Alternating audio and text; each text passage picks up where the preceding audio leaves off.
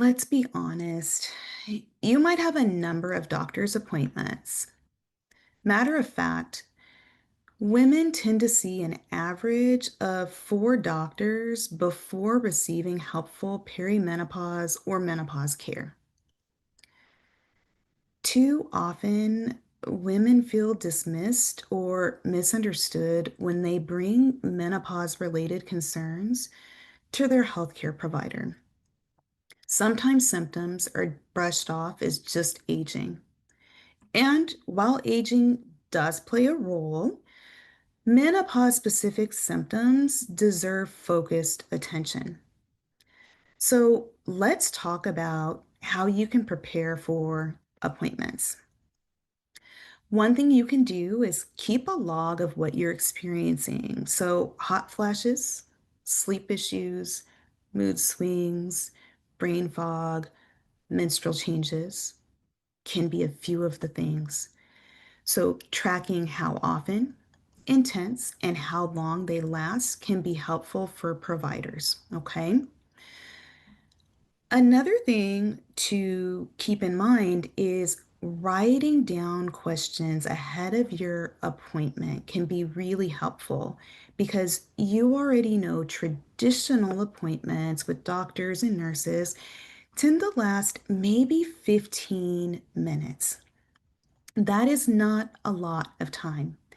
So, preparing those questions ahead of time ensures that you get the answers to the questions that you have and allows you to make the most of your brief appointment. Knowing your goals going in can also help you to prioritize the time in your appointment. So, some other ways to have a more empowered stance in your appointments is to just internally remember that a one size fits all protocol does not fit when it comes to perimenopause and menopause care. Okay? Medication may help, hormones may help, self care strategies and lifestyle changes may help. But each one of those things might not be enough on their own.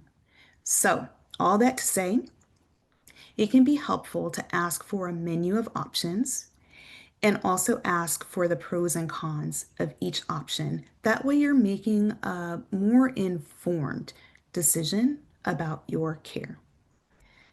If you've read something that resonated with you outside of a doctor's appointment, you have a few options. You can send the research to them ahead of an appointment and give them a heads up you'd like to discuss it, or you can consider bringing it with you, asking them to help you understand it or weigh in. You're also allowed to want and ask for collaborative care. So if you want to make decisions with your healthcare provider, make sure they're on board. You deserve to have a voice in your care.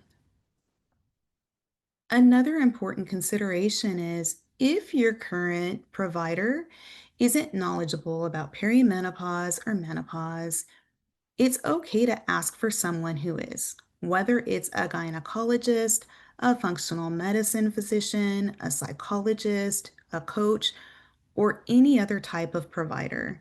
It's okay to ask for what you need. Now, this other piece is really important, and no, it's not on the slide, but I'll walk through this with you. An important question might be, what if I'm being dismissed when I'm trying to advocate for my care?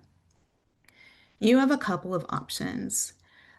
You might try asking for clarification, like, can you help me understand why this symptom isn't being addressed? Or you can also share how it's impacting your life. You might say something like, this is disrupting my sleep, my work, my relationships in these concrete ways. If they still don't listen or respect your concerns, you still have a few options.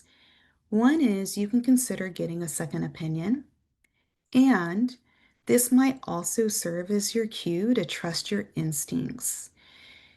Sometimes even specialists might not be the right fit for you. So I think a key takeaway here is you deserve care that sees you, listens to you, and supports you. And I just want to encourage you to keep seeking that care because it is out there and you are worth it.